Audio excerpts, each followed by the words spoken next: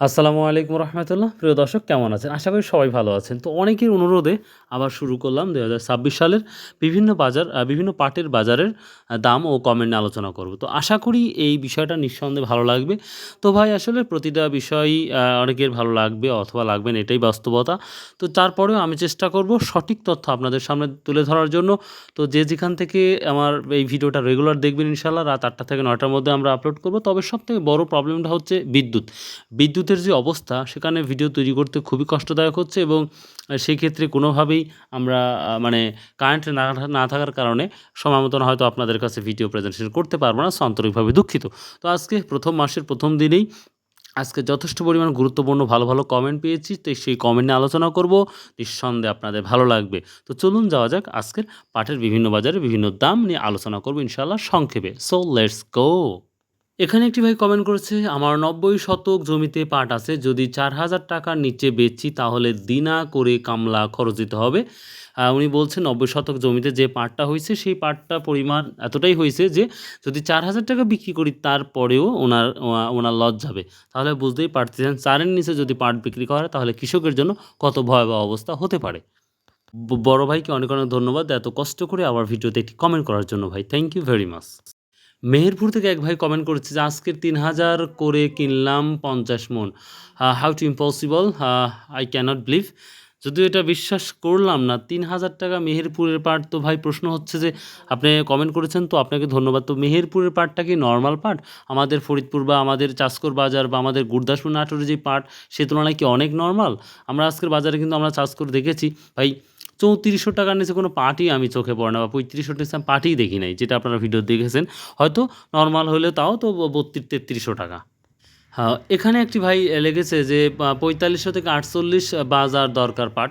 মানে পাটের বাজারটা উনি বলছে ৪৫০০ থেকে যদি ৪৮০০ হয় তাহলে কৃষক, ব্যবসায়িক সব মিলে একটি পজিটিভ দিক হবে এবং ওনাদের যে খরচ, সার, কীটনাশক সব এভরিথিং মিলে একটা পজিটিভ হবে।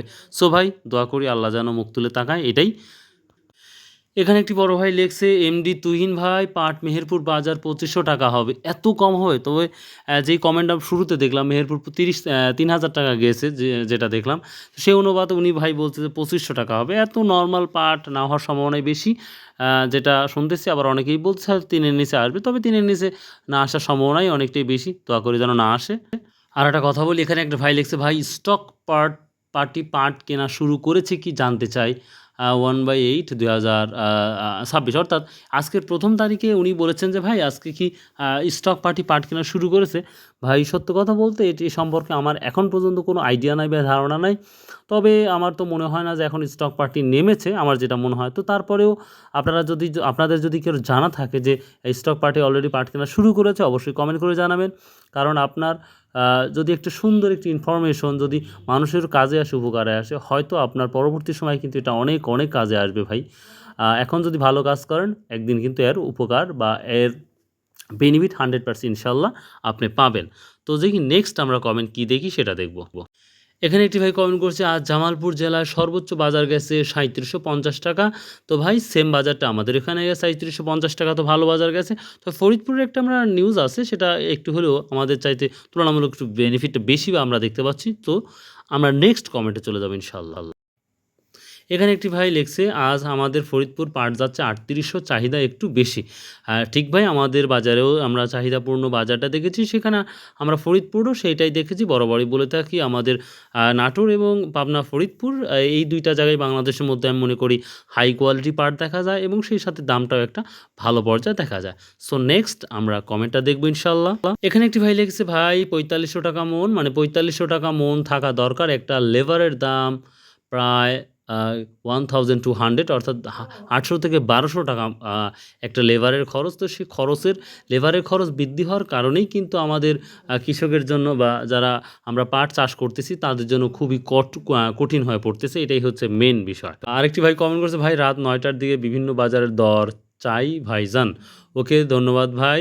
আপনি শুধু আপনি কমেন্ট করেছেন, সো আরও ধন্যবাদ আপনাকে। এবং অনেকেই কমেন্ট করেছে যে খায়রুল ভাই প্লিজ তৈরি করুন। তো আমি বলেছিলাম যে ১ তারিখ থেকে শুরু করব। যদিও সময় অনেকটা লেট হয়ে যাচ্ছে কারেন্ট না থাকার কারণে। তো চেষ্টা করব ইনশাআল্লাহ রেগুলার ভিডিও আপলোড করতে। তো যারা আমার এই বকবক এখনও যাদের শুনতে ভালো লাগছে বা যাদের লাগতেছে না, প্লিজ ভাই তারপরেও কষ্ট করে আমার চ্যানেলটি সাবস্ক্রাইব করে রাখুন। হয়তো কাজে আসবে কোনো একটি ভিডিও আপনাদের জন্য। এবং যে যেখান থেকে পারেন একবারে 100% পজিটিভ রিভিউ এবং পজিটিভ কমেন্ট করবেন, যেটা সত্য হয়। তবে একটা কথা বলি, অবশ্যই মিথ্যা কমেন্ট করবেন না। কারণ আপনার একটা মিথ্যা আজীবন পর্যন্ত চলতে থাকবে।